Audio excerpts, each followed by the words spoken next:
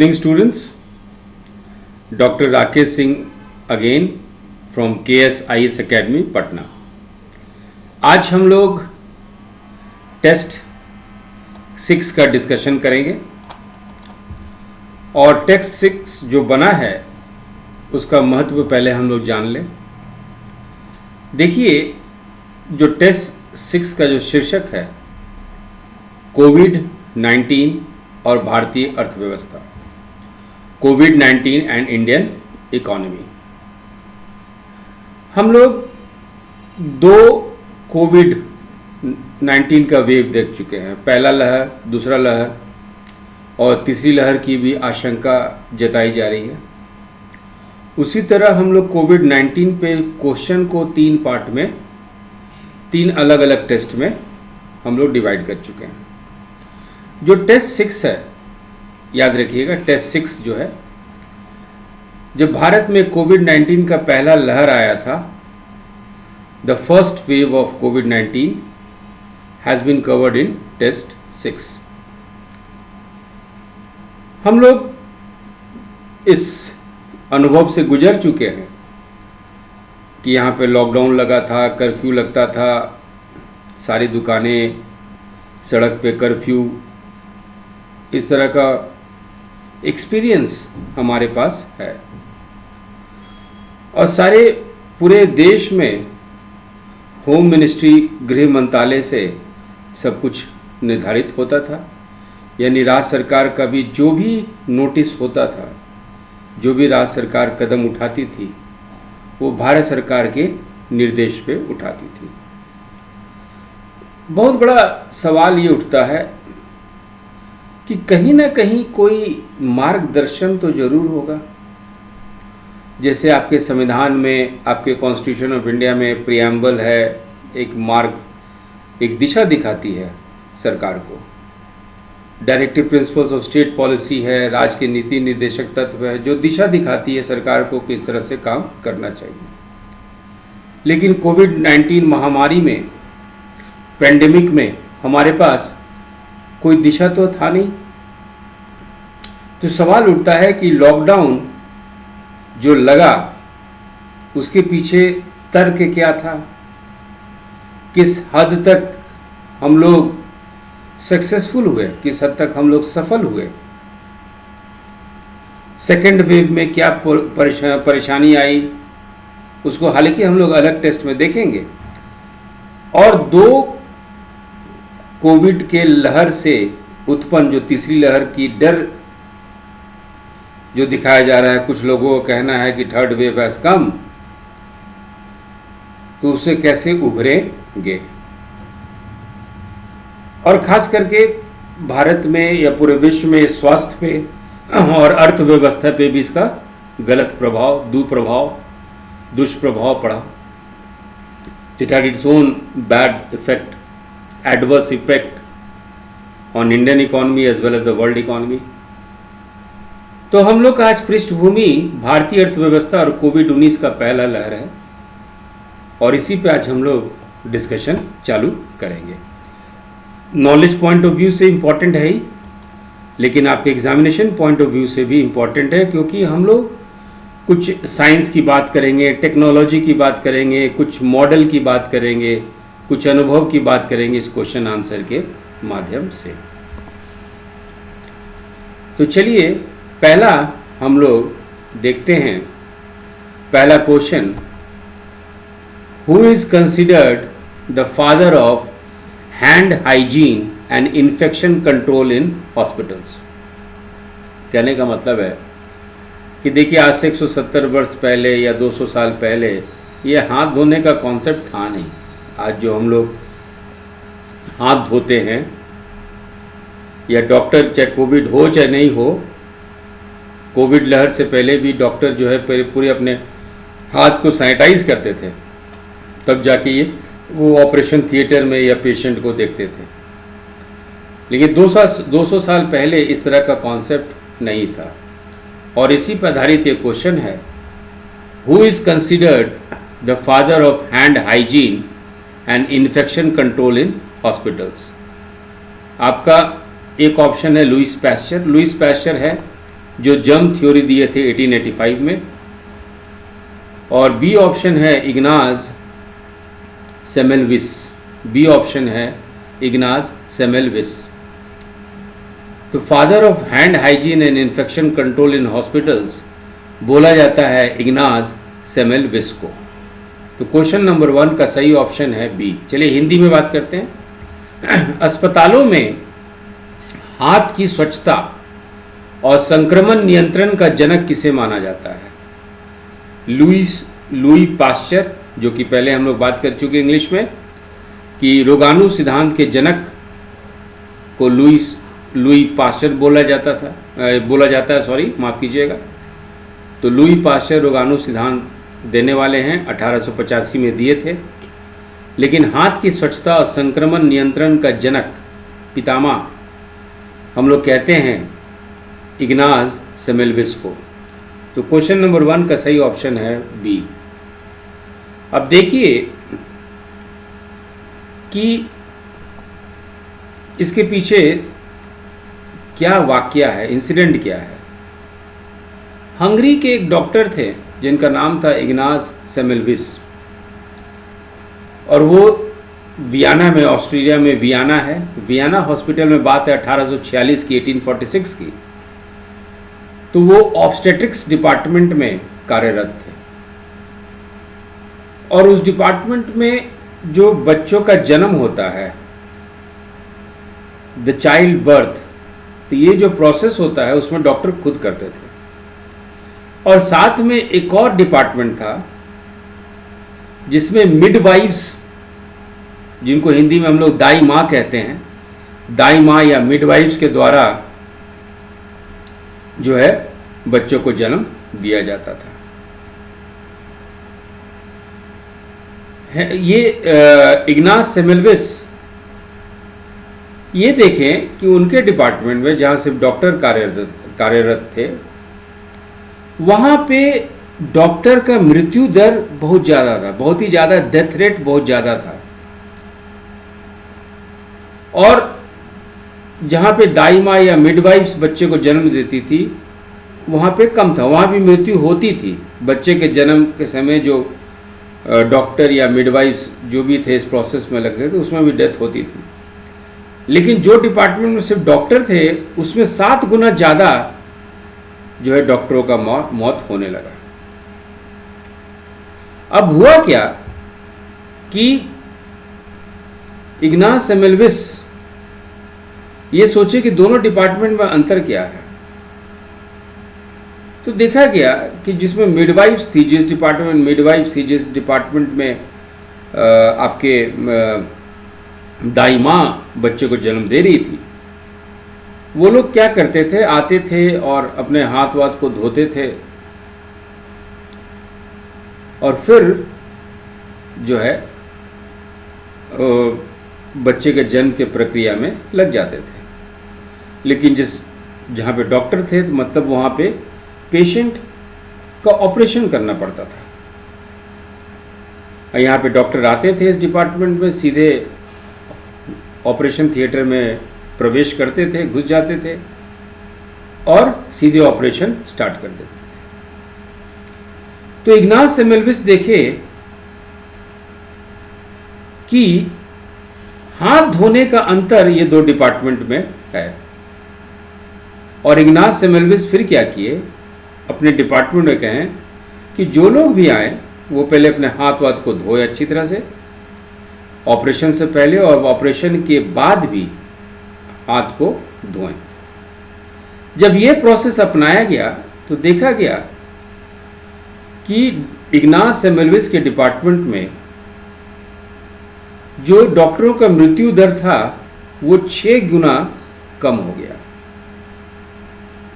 और तभी से हैंड हाइजीन माने हाथ की सफाई की प्रक्रिया चालू हो गई। लोग अब ग्लव्स पहनने लगे, डॉक्टर ग्लव्स पहनने लगे, फिर उनका पेशेंट को इलाज करना चालू किया। इसलिए इग्नाज सेमेल्विस को father of hand hygiene and infection control in hospitals बोला जाता है। इसीलिए इग्नाज सेमेल्विस को अस्पतालों में हाथ की स्वच्छता और संक्रमण नियंत्रण का जनक कहा जाता है। चलिए क्वेश्चन नंबर 2। क्वेश्चन नंबर 2 थोड़ा सा इसका डिस्कशन बहुत लंबा है, इसीलिए एक एक पॉइंट को जरा आप लोग नोट कीजिएगा। क्वेश्चन नंबर 2 है कि why lockdown is the best strategy to curtail कोविड-19। ए ऑप्शन है India's high population and population density, Bharat का जो जनसंख्या है बहुत ज़्यादा है और जनसंख्या घनत्व भी बहुत ज़्यादा है। India's vulnerable elderly population in absolute numbers exceed significantly that of other countries. इस ऑप्शन का मतलब ये है कि भारत हालांकि युवा देश के कैटेगरी में आता है, लेकिन जो यहाँ पे वृद्ध लोग हैं, जो वृद्ध जनसंख्या है, ओल्ड एज पॉपुलेशन है, उनका कुल यदि संख्या देखा जाए तो बहुत सारे देश से ज़्यादा है। और सी ऑप्शन है supply demand mismatch in health infrastructure. हमारे पास जो अस्पताल है, हमारे पास जो डॉक्टर है, हमारे पास जो सुविधा है, वो कोविड-19 में जो मरीजों की संख्या थी दोनों में बहुत ज़्यादा अंतर था। मैंने मरीजों की संख्या बहुत ज़्यादा थी और हमारे पास ना ही वैसा उतना ज़्यादा डॉक्टर थे, प्रशिक्षित डॉक्टर भी कोई अनुभव था नहीं। और दूसरे लहर में देखे थे कि हम लोग ऑक्सीजन की सप्लाई के कारण भी कितने अपने लोगों को हम लोग खो दिए। तो सी ऑप्शन ये कहता है, डी कहता है ऑल द ऑप्शंस। हिंदी में समझ लेते हैं।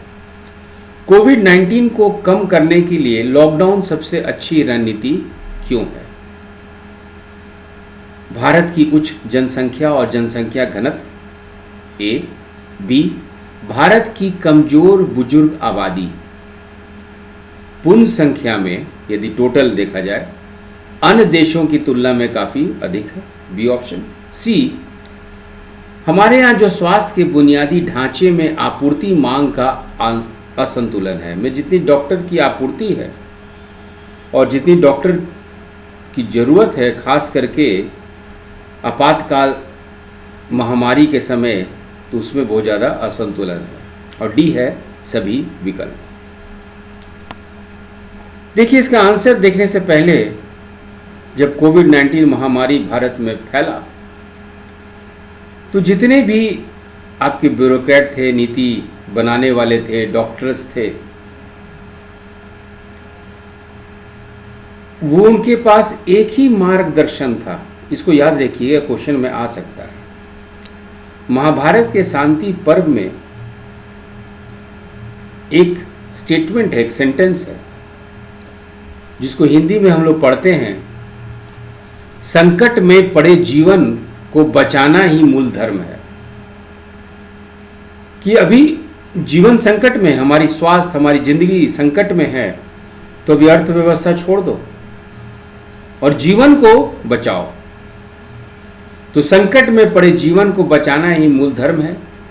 इंग्लिश में पढ़ते हैं, saving a life that is in jeopardy is the origin of धर्म।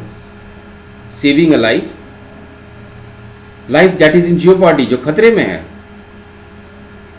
उसको पहले बचाना है और यही धर्म कहता है। ये बातें कहाँ लिखी गई है? ये महाभारत के शांति पर्व में। और यही मार्गदर्शन रहा हमारी सरकार के लिए। कल होके आप आईएएस बनेंगे, आप लोग भी नीति बनाने में सहयोग करेंगे, आप लोग नीति भी बनाएंगे।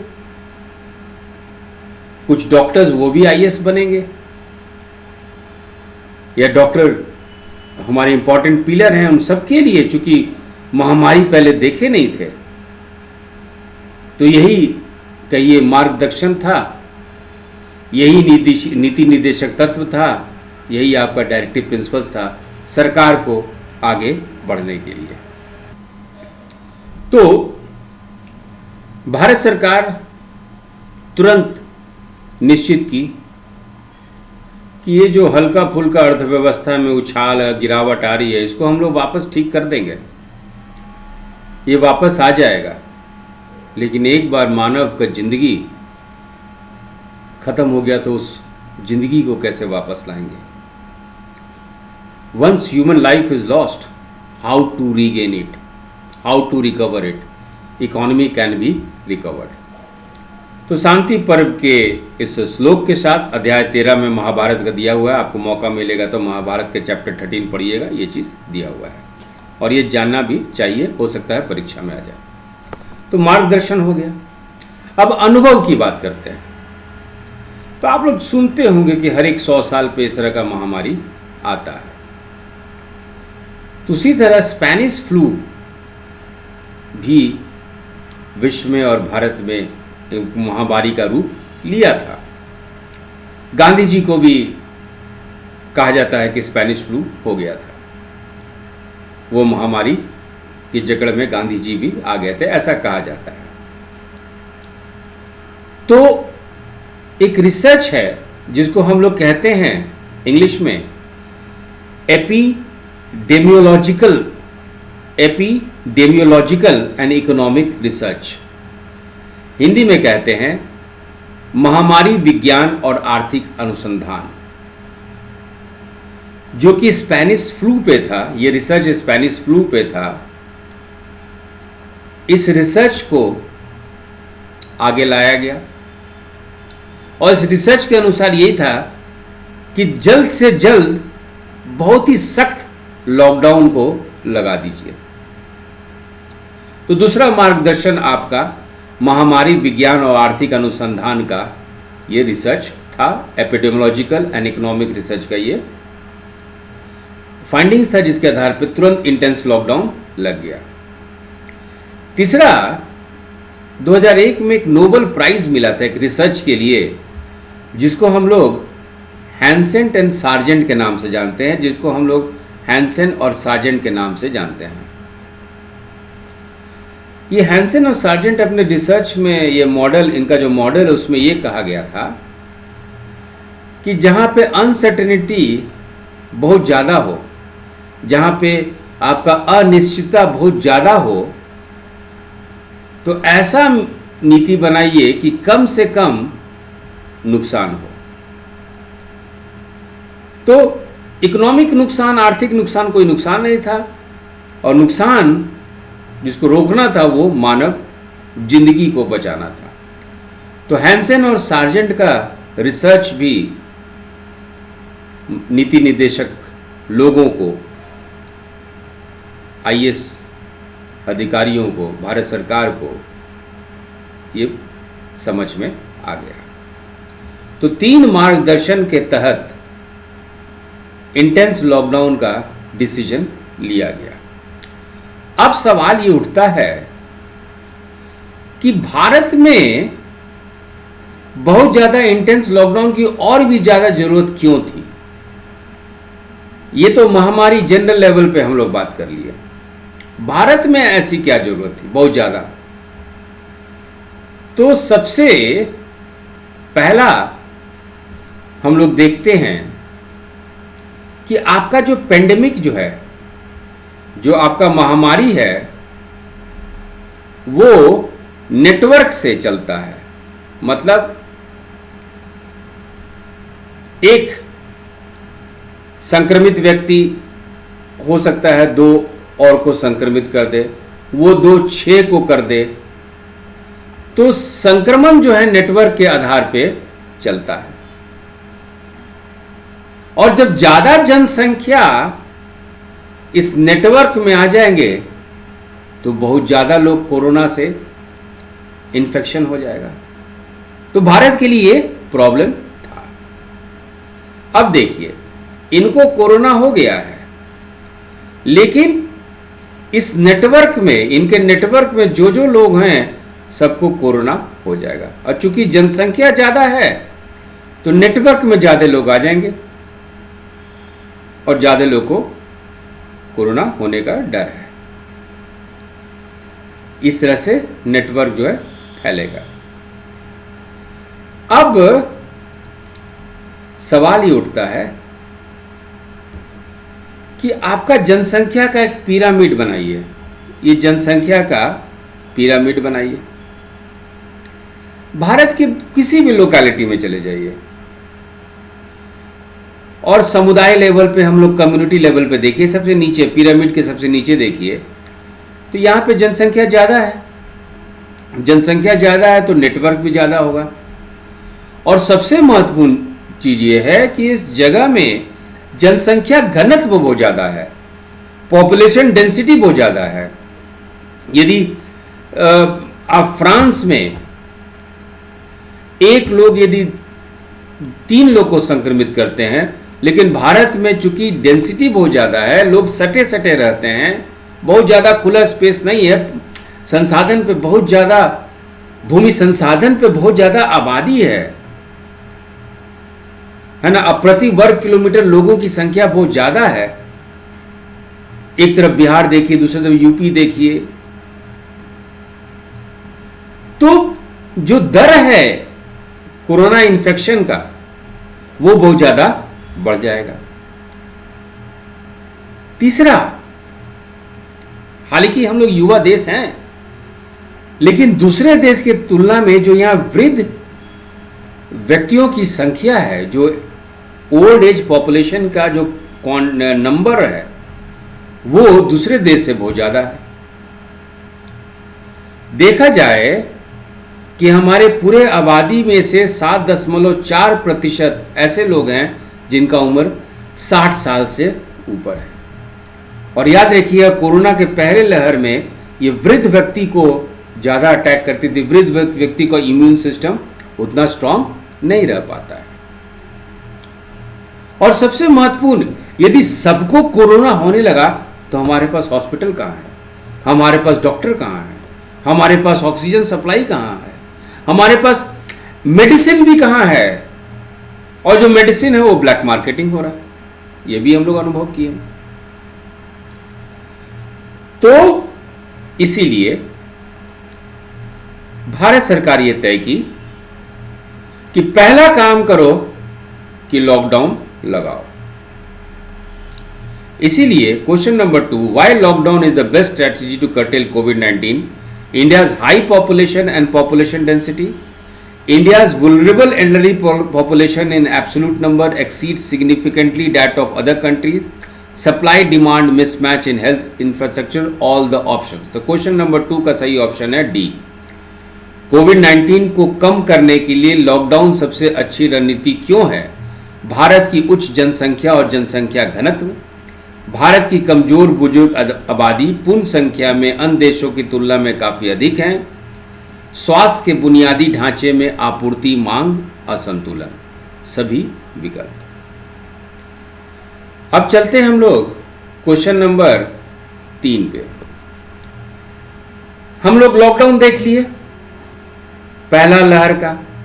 अब लॉकडाउन के बाद भी धीरे धीरे सरकार क्या की है, अनलॉक करना चालू कर दिया। अनलॉक 1, अनलॉक 2, अनलॉक 3, ये सुनते होंगे आप। तो अनलॉक 3 करने के पीछे क्या मॉडल था, उसी पे क्वेश्चन नंबर 3 है। While gradually unlocking and easing economic activity, which strategy does Government of India uses? Bayesian model, Dutch book, Richard C Jeffrey rule, none of these. आर्थिक गतिविधि को धीरे धीरे अनलॉक और ढील देते हुए भारत सरकार किस रणनीति का उपयोग करती है? बायसियन model, Dutch book, Richard C Jeffrey rule, या इनमें से कोई नहीं। क्वेश्चन नंबर 3 का सही ऑप्शन है बायसियन मॉडल। बायसियन मॉडल है क्या? बायसियन मॉडल है प्रोबेबिलिटी पे, उसको कहते हैं रिस्क बेनिफिट एनालिसिस। एक तरफ रिस्क भी है और दूसरा रिस्क लेने पे बेनिफिट क्या क्या हो सकता है। तो ये आपके प्रोबेबिलिटी पे है, कितना होने की संभावना है। तो इसमें क्या किया जाता है कि एक इंफॉर्मेशन, सूचना गैदर किया जाता है और सूचना के आधार पर देखा जाता है कि किसी पर्टिकुलर क्षेत्र में यदि दुकान का अवधि बढ़ा दे और कुछ नियम लगा दे तो हो सकता है कि कोरोना फैलने का जो दर है वो कम हो जाए। या लोग अब जागरूक हो गए हैं तो इनको बोलते हैं कि प्रिकॉशन के तहत आप मास्क लगाइए और दुकान में अब 2 घंटे की जगह 4 घंटा आप दुकान पे जाइए। धीरे धीरे संक्रमण का दर कम हुआ, तो भाई ठीक है, दुकान अब सुबह 9 बजे से लेकर शाम को 5 बजे तक खुलेगी, ये कंडीशन है। ये दुकान बुधवार को खुलेगी, ये दुकान बृहस्पतिवार को खुलेगी। इस तरह से अनलॉक का डिसीजन लिया जाता है प्रोबेबिलिटी पे, जिसमें कि सूचना और सबूत के आधार पे निष्कर्ष निकाला जाता है रिस्क बेनिफिट एनालिसिस का। इसी को कहते हैं बेसियन एनालिसिस या बायसियन मॉडल। तो क्वेश्चन नंबर 3 का सही ऑप्शन है आपका बेसियन मॉडल ए। अब हम लोग जो बात कर रहे हैं क्वेश्चन, ये क्वेश्चन हम लोग 2020 का जो पहला लहर है उस पे बात कर रहे हैं, उसी के डाटा पे हम लोग बात कर रहे हैं। तो पहले लहर पे क्वेश्चन नंबर 4 पे, as per the data of government of India collected and surveyed in 2020, which of the following states of India have restricted the कोविड-19 केस। मतलब वहां कोविड-19 केस बहुत ज्यादा हो जाता, लेकिन कुछ सरकार के बहुत अच्छे पहल के कारण वहां पे कोविड-19 केस जो है कम हुआ। ऑप्शन है ए उत्तर प्रदेश, बी गुजरात और C Bihar, D all the options. Hindi में पढ़ते हैं। 2020 में एकत्रित और सर्वेक्षण किए गए भारत सरकार के आंकड़ों के अनुसार भारत के निम्नलिखित में से किस राज्य ने कोविड-19 मामले को प्रतिबंधित किया। तो सही आंसर है, एक है उत्तर प्रदेश, दूसरा है गुजरात और तीसरा है बिहार। भारत सरकार के अनुसार कि बहुत ज्यादा संभावना थी कि उत्तर प्रदेश, गुजरात और बिहार की सरकार, बिहार में बहुत ज्यादा कोविड-19 का केस फैलता, लेकिन भारत सरकार जो है उत्तर प्रदेश सरकार को, गुजरात सरकार को, बिहार सरकार को पीठ थपथपाई कि नहीं, आप लोग बहुत अच्छा काम किए हैं और आपके सख्त का नियम के कारण, सख्ती के कारण, लॉकडाउन को सही रूप से लगाने के कारण कोविड-19 का केस जो है बहुत ज्यादा बढ़ता, लेकिन कम, उस हिसाब से कम था। तो क्वेश्चन नंबर 4 का है डी, सभी विकल्प, ऑल द ऑप्शंस। अब question number 5, as per the data of government of India collected and surveyed in 2020, which of the following states of India have saved the most lives in कोविड-19। केरला, तेलंगाना, आंध्र प्रदेश। कहने का मतलब है कि पहला क्वेश्चन में, question number 4 में देखे थे कि कहां पे कोविड-19 केस और बढ़ जाता, लेकिन उस हिसाब से सरकार के पहल से कम हुआ। अब 5वां क्वेश्चन ये कहता है कि कौन से राज्य भारत के थे कि जहां पे मौत की संभावना बहुत ज्यादा थी, लेकिन वहां के सरकार के पहल से मौत का जो आंकड़ा है उस हिसाब से बहुत कम था। मैंने बहुत ज्यादा ये सरकार जो है जान बचाई। तो ऑप्शन है Kerala, Telangana, Andhra Pradesh, D all the options. Hindi में पढ़ते हैं। 2020 में एकत्रित और सर्वेक्षण किए गए भारत सरकार के आंकड़ों के अनुसार भारत के निम्नलिखित में से किस राज्य ने कोविड-19 में सबसे अधिक लोगों की जान बचाई है। केरल, तेलंगाना, आंध्र प्रदेश। ये तीनों राज्य जो हैं भारत सरकार के अनुसार पहले लहर में बहुत सारा जान बचाने में सफल हुए। तो क्वेश्चन नंबर 5 का सही ऑप्शन है सभी विकल्प। अब क्वेश्चन नंबर 6 पे चलते हैं। क्वेश्चन नंबर 6 में यह पूछा गया कि कौन सा राज्य जो है जिसका परफॉर्मेंस बहुत ही खराब रहा कोविड-19 को रिस्ट्रिक्ट करना या ह्यूमन लाइफ्स को सेव करना। Question number 6, as per the data of government of India collected and surveyed in 2020, which state has underperform the most in controlling the spread of the pandemic and saving lives. Rajasthan, Maharashtra, Madhya Pradesh, Assam. इसको हिंदी में पढ़ते हैं। 2020 में एकत्र और सर्वेक्षण किए गए भारत सरकार के आंकड़ों के अनुसार किस राज्य ने महामारी के प्रसार को नियंत्रित करने और जीवन बचाने में सबसे कम प्रदर्शन किया। तो सही ऑप्शन है आपका महाराष्ट्र। महाराष्ट्र को अंडर परफॉर्म की, महाराष्ट्र का प्रदर्शन बहुत मतलब अच्छा नहीं रहा, ये आप कह सकते हैं। तो क्वेश्चन नंबर 6 का सही ऑप्शन है बी। ठीक है। Question number 7, when an economy suffers a sharp economic decline, जैसे कोविड 19 में देखे थे, एकाएक अर्थव्यवस्था नीचे गिर गया और फिर अनलॉक हुआ, तो followed by a strong recovery. Which type of economic recovery is this? Z shape recovery, V shape recovery, U shape recovery या एल शेप रिकवरी? हम लोग डिस्कशन सारा करेंगे, लेकिन क्वेश्चन नंबर 7 का सही ऑप्शन है वी शेप रिकवरी। हिंदी में पढ़ते हैं। जब एक अर्थव्यवस्था में तेज आर्थिक गिरावट आती है और उसके बाद मजबूत रिकवरी या आर्थिक सुधार होती है, यह किस प्रकार की आर्थिक सुधार है?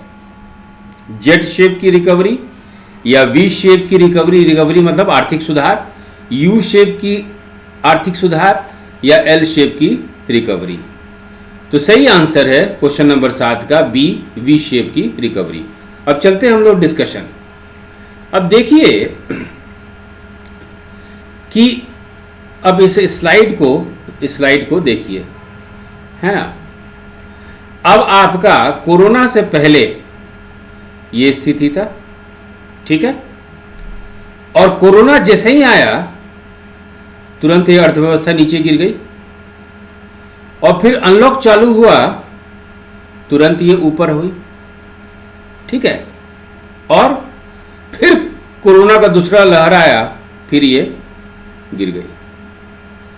तो इस तरह से नीचे गिरना और तुरंत ऊपर उठ जाना और तुरंत नीचे गिर जाना।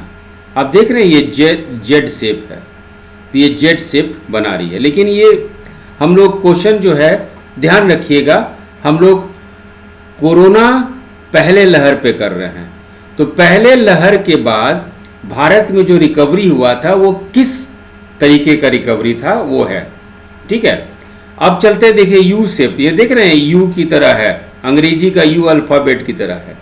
अब देखिए क्या हुआ कि किसी कारण से अर्थव्यवस्था गिरने लगी। हो सकता है कि ऑयल क्राइसिस हुआ हो सकता है युद्ध हुआ हो, तो ऐसे स्थिति में अर्थव्यवस्था नीचे नीचे नीचे नीचे गिरते चले गई। और फिर क्या हुआ कि बेरोजगारी के कारण जीडीपी बहुत खराब था, उसके कारण, या औद्योगिक उत्पादन इंडस्ट्रियल प्रोडक्शन बहुत खराब था, है ना। तो 12 से 24 महीना जो है इसी तरह करते रहेगी, फिर धीरे धीरे धीरे धीरे धीरे फिर ये उठ के अपने बेस लेवल पे आती है। तो ये देखिए ये यू शेप है। अब हम लोग चलते हैं एल शेप। ये देखिए ये एल है, ऐसे एल लिखा जाता है ना, ऐसे एल। अब एल शेप रिकवरी क्या है? इसमें है अर्थव्यवस्था नीचे गिरी, ठीक है, फिर उसके बाद थोड़ा करके और नीचे गिरी और वो धीरे धीरे धीरे धीरे धीरे धीरे ऊपर उठ रही है। तो ये हो गया एल शेप रिकवरी। अब हम लोग चलते हैं जो है 2020 में जो कोरोना का लॉकडाउन हुआ और उसके बाद बूम पकड़ा, तो भारत में एक्सपीरियंस किया गया था, बहुत अच्छा रिजल्ट भी आया था। तो आपका कोरोना से पहले ये स्टेज था, एकाएक अर्थव्यवस्था कोरोना के कारण नीचे गिरी, कोरोना का पहला लहर गया, अर्थव्यवस्था को खोला गया और धीरे धीरे धीरे धीरे करते करते करते ये ऊपर चला गया। तो 2020 में जो आपका कोरोना के कारण जो अर्थव्यवस्था था, ये अब देखिए वी आकार का हो गया है कि नहीं। तो कुछ बच्चों का जेड शेप भी आएगा, लेकिन सेकेंड वेव के बाद अर्थव्यवस्था उतना नहीं उठा है। तो जब एक अर्थव्यवस्था में तेज आर्थिक गिरावट आती है और उसके बाद मजबूत आर्थिक सुधार होती है, तो इसको किस प्रकार की आर्थिक सुधार कहते हैं? तो इसको वी शेप की आर्थिक सुधार कहते हैं। यदि आपको इसमें किसी तरह का कोई कंफ्यूजन हो तो आप जो व्हाट्सएप ग्रुप है, जो पेड व्हाट्सएप ग्रुप है, उससे क्वेश्चन पूछिएगा, हम दोबारा आपके सवाल का जवाब देंगे बहुत डिटेल में फिर समझा के, ठीक है। चलिए क्वेश्चन नंबर 7 का ही एक ध्यान रखिएगा, अपने नोटबुक में डाल दीजिएगा, नोट्स बना दीजिएगा कि जो रिकवरी हुआ था पहले लहर के बाद, भारत का विश्व में दूसरे नंबर पे था स्थान, और यहाँ पे जो रिकवरी हुआ था, जो आर्थिक सुधार हुआ था, वो 96.1% था, 96.1%। ये भारत सरकार के ऑफिशियल सरकारी डाटा का ये रिपोर्ट है। और भारत में जो मृत्यु दर भी हुआ था कोविड-19 के जो पहले लहर से जो मोर्टेलिटी रेट था, हालांकि सेकेंड वेव में बहुत ज़्यादा हो गया, लेकिन पहला जो लहर था उसमें भारत का जो मृत्यु प्रतिशत था वो था 1.4%, 1.4%। और उसी को यदि आप विश्व से आप कंपेयर करेंगे तो जहां विश्व में 2.2% था, भारत में 1.4% था। पहले लहर की बात कर रहे हैं। Question number 8, what is case fertility rate? इसको हम लोग शॉर्ट फॉर्म में CFR भी कहते हैं। It measures the number of confirm deaths among the number of confirm diagnosed cases. Diagnose case मतलब हम लोग को मालूम चल चुका है कि ये बीमारी इनको हो चुका है, तो इतने बीमारियों में से कितने लोगों का इस बीमारी के कारण मृत्यु हुआ। कोरोना का इन्फेक्शन हुआ, मालूम चल चुका, कोरोना इन्फेक्शन हुआ, लेकिन कोरोना इन्फेक्शन से कितने लोग का मृत्यु हुआ? पहला ये है option, refers to a particular disease at a given time. ये केस फर्टिलिटी रेट क्या एक खास बीमारी के लिए, खास रोग के लिए और एक खास समय के लिए है, और एक्सप्रेस्ड इन परसेंटेज और अ रेशियो, क्या ये प्रतिशत या अनुपात में इसको एक्सप्रेस किया जाता है? 9%, 10% या 1/4 ऐसे करते हैं। डी ऑप्शन है ऑल द ऑप्शंस। इसको हिंदी में CFR को, केस फर्टिलिटी रेट को हिंदी में हम लोग कहते हैं औसत मामले की मृत्यु दर, CFR। पुष्टि किए गए निदान मामलों की संख्या के बीच पुष्टि की गई मौतों की संख्या को मापता है। पहला ऑप्शन। एक निश्चित समय पे विशेष बीमारी को संदर्भित करता है, प्रतिशत या अनुपात में व्यक्त किया जाता है, या सभी विकल्प। अब देखिए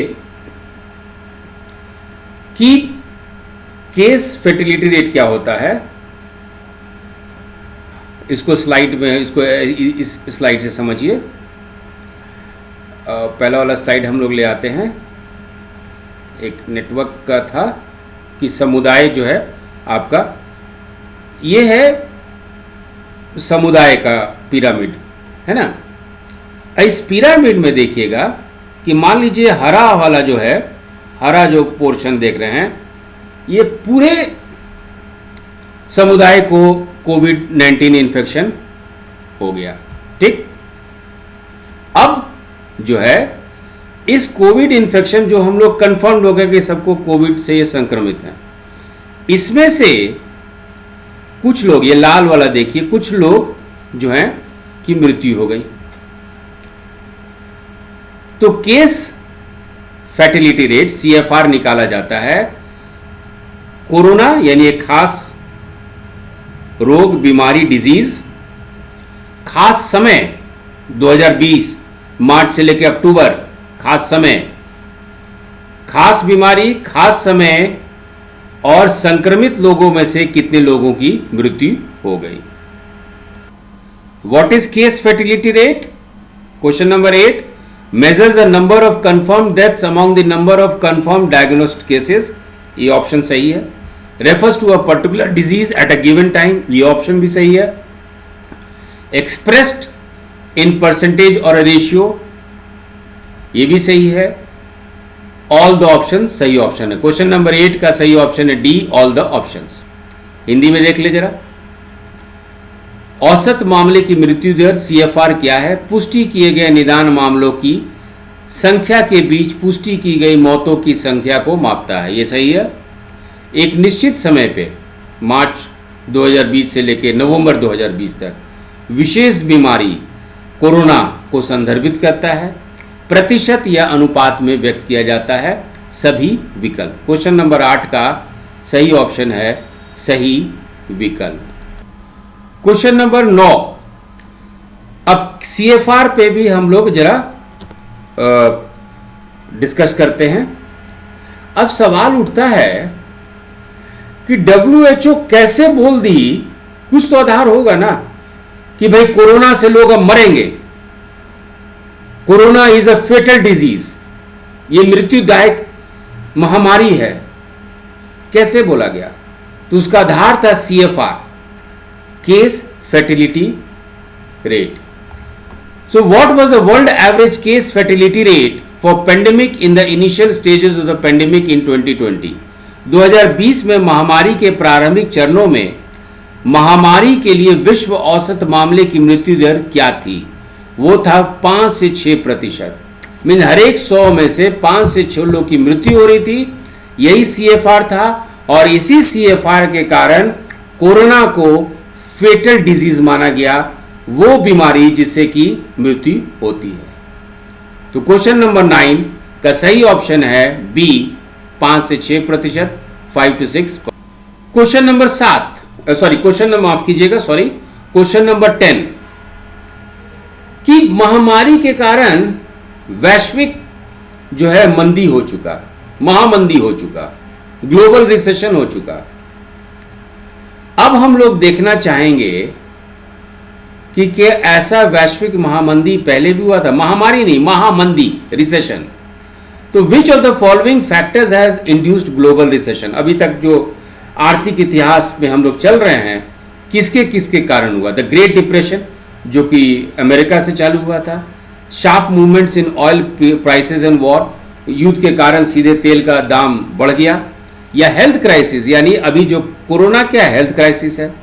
तो 10 का सही ऑप्शन है डी, यानी ऑल द ऑप्शंस. निम्नलिखित में से कौन सा कारक वैश्विक मंदी का कारण रहा है? महामंदी, अमेरिका में 1929-1930 में महामंदी हुआ था, पूरे विश्व को जकड़ लिया. तेल की कीमतों में तेज उतार चढ़ाव, युद्ध के कारण खाड़ी देश में तेल की कीमत बढ़ गई, इसके कारण भी वैश्विक महामंदी आया था.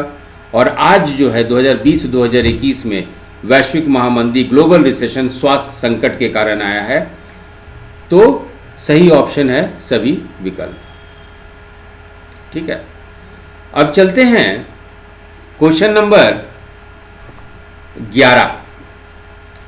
जरा इसको ध्यान से सुनिएगा. Epidemiological research highlights that a key strategy to combat the spread of an epidemic is termed as flattening the curve.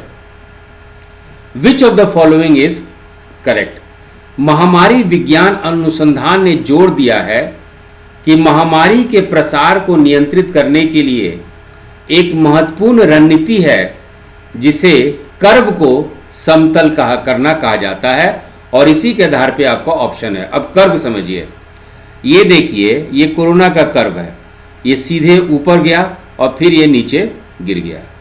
यहाँ पे पीक, ये पीक है, और जब पीक पे पहुँचता है तो हम लोग अनिश्चित काल में रहते हैं, अनसर्टेनिटी में रहते हैं कि कितने डॉक्टर की और जरूरत है, कितने ऑक्सीजन की और जरूरत है, हमारे पास है कि नहीं है. इस तरह का पैनिक सिचुएशन होता है. तो कल IAS बनिएगा और इस तरह का संकट आएगा तो एक नीति होता है कि ये जो कर्व है, ये का एक पीक पे आ रहा है, तो उसको आप कोशिश कीजिए कि कोशिश की जाती है कि इस लेवल पर पहुंचे. देख रहे हैं, ये थोड़ा समतल है, इसको कहते हैं वक्र का समतल होना, इसको कहते हैं फ्लैटनिंग ऑफ द कर्व. अब ये फ्लैटनिंग ऑफ द कर्व जो है, यह समतल वक्र का समतल होना, इसका मतलब क्या है कि यहाँ पे आप देख रहे हैं कि इसका दर जो है एक फिक्स्ड हो जाता है, कांस्टेंट हो जाता है. और जब दर फिक्स हो जाता है, कांस्टेंट हो जाता है, तो आपको मालूम चल जाता है कि अब कितने लोगों को संक्रमित करेगा, कितना हम लोग को ऑक्सीजन सिलेंडर चाहिए, कितना हॉस्पिटल में बेड चाहिए, क्या क्या हमको तैयारी करना है. तो इसी कहते हैं फ्लैटनिंग ऑफ द कर्व, या इसको कहते हैं समतल का वक्र होना. अब फिर से क्वेश्चन समझिए. Epidemiological research highlights that a key strategy to combat the spread of an epidemic is termed as flattening the curve. Which of the following is correct? महामारी विज्ञान अनुसंधान ने जोर दिया है कि महामारी के प्रसार को नियंत्रित करने के लिए एक महत्वपूर्ण रणनीति है जिसे समतल, वक्र को समतल करना कहा जाता है. निम्न में से कौन सा सही है? आइए हम लोग आंसर बनाते हैं. The curve refers to the projected number of people who will contract the disease in a given population. वक्र एक निर्दिष्ट जनसंख्या में रोग के संपर्क में आने वाले लोगों की अनुमानित संख्या को संदर्भित करता है. कहने का मतलब यदि वक्र समतल हो जाएगा तो आप समझ जाएंगे कि इस टाइम पीरियड में, इस अवधि में कितने लोग संक्रमित होंगे, तो ए ऑप्शन सही है। ठीक है। B option, the shape of the curve varies according to rapidity with which the infection spreads in the community. वक्र का आकार है ना, तुरंत पीक पे चल जाएगा, उसकी तीव्रता के अनुसार बदलता है, जिसके साथ समुदाय में संक्रमण फैलता है। तो वक्र बहुत ज़्यादा फैलेगा तो पीक पे आ जाएगा, एकदम पहाड़ जैसा बना देगा। तो बी ऑप्शन भी आपका सही है। There is a peak of the disease where the number of infected individuals reaches a maximum followed by a decline. बीमारी का एक शिखर होता है जहां संक्रमित व्यक्तियों की संख्या अधिकतम तक पहुंच जाती है, उसके बाद गिरावट आती है। आप पहला लहर और दूसरे लहर में देखेंगे कि एकाएक जो है ये शिखर तक पहुंच गई, बीमारी जो है शिखर तक पहुंच गई, उसके बाद जो बीमारी का जो दर है गिरते रहता है। ये कोरोना में आप साफ साफ देखे हैं। तो जो सी ऑप्शन है कि there is a peak of the disease, बीमारी का एक शिखर होता है और शिखर के बाद या कहिए शिखर के समय मैक्सिमम लोग संक्रमित हो जाते हैं, ज़्यादा से ज़्यादा लोग उसी समय संक्रमित होते हैं। और लेकिन जब शिखर पे पहुंचता है तो एकाएक फिर ये ढलान पे नीचे गिरती है। तो क्वेश्चन नंबर 11 का सही ऑप्शन है डी, ऑल द ऑप्शंस। तो बच्चों, आप लोग जो भी हम लोग डिस्कशन किए हैं उसका नोट्स बनाइए, और यदि डाउट हो तो कृपया व्हाट्सएप ग्रुप में आप हमसे पूछ सकते हैं। हम अकॉर्डिंगली हर एक पॉइंट को फिर से दूसरे तरीके से एक्सप्लेन करने की कोशिश करेंगे ताकि आपका कॉन्सेप्ट एकदम क्लियर हो जाए। अगले वीडियो में क्वेश्चन नंबर 12 से हम लोग 25 करेंगे। तब तक इस वीडियो के आधार पे, डिस्कशन के आधार पे आप नोट्स बनाइए। Thank you.